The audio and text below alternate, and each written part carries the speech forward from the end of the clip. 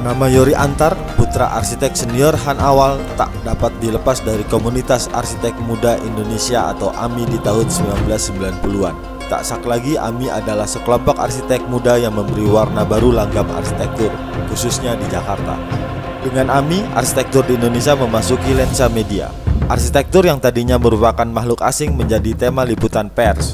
Dalam 2-3 tahun terakhir, lagi-lagi sosok Yori Antar berada di balik suatu perkembangan fenomena arsitektural yang cukup penting di Indonesia, yaitu pelestarian arsitektur tradisional Weerebo Flores.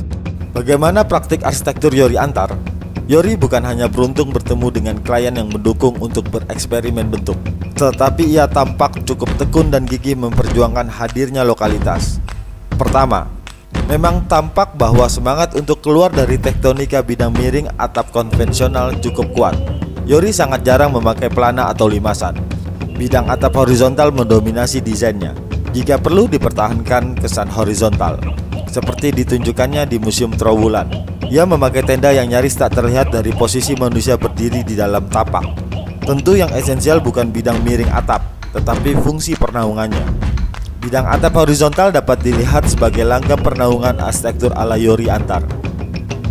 Kedua, dengan bidang-bidang bukan visual yang lebar, dengan atau tanpa kaca, ia pun terkesan hendak mengintegrasikan alam tropis di ruang luar dengan ruang-ruang di dalamnya.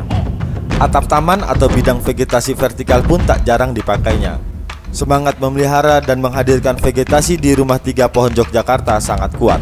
Bahkan Yori seperti hanya membuat pernaungan minimal di antara alam tapak yang memang sudah indah. Ketiga, Yori peduli pada detail. Tak jarang ia seperti mewajibkan dirinya untuk berkolaborasi dengan perupa. Letak detail yang dipasangnya bisa dari ornamentasi pintu pagar sampai kaligrafi di ruang keluarga. Oleh sebab itu bisa jadi desainnya tak membosankan, karena selalu ada fokus dalam berbagai jarak pandang dan skala. Sampai di sini, tampaklah bahwa Yori cukup berhasil memasuk kebutuhan dasar manusia. Bukankah fitrah manusia selalu mencari fokus, termasuk fokus visual?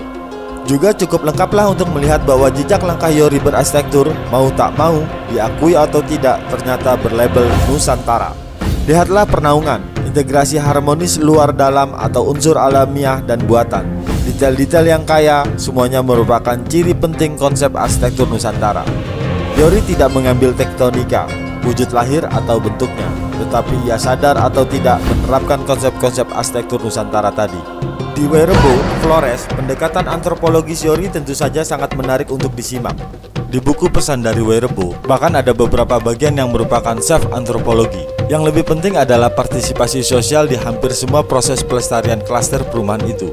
Kegigihannya memanfaatkan semua kesempatan dan jejaring persahabatannya dengan berbagai tokoh bisnis dan politik nasional. Ketekunan dan konsistensinya sejak dari desain Rumah Timur sekitar 10 tahun yang lalu, Rumah Tenun Sintang, kiprahnya di Sumba, dan dilanjutkannya tahun ini pembangunan sekolah di Weerebo tak berlebihan untuk menguatkan bukti keberpihakan Yori Antar pada kenusantaraan. Bahkan kantornya mungkin salah satu dari sangat jarang biro arsitek yang memajang maket-maket arsitektur Nusantara.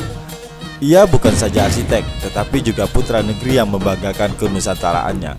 Pasti tidak bercanda ketika Gali Wijil Pangarsa, salah satu panitia pengarah workshop Universitas Brawijaya, menjuluki arsitek Yori Antar, yang juga fotografer, penulis, travel antropolog yang memelihara rambut panjang dan terus bersemangat muda di usia kepala 5 itu, sebagai pendekar arsitektur Nusantara. Jelas, itu bukan untuk mengkultuskannya, tetapi untuk mendukung semangatnya. Maju terus Bung Yori!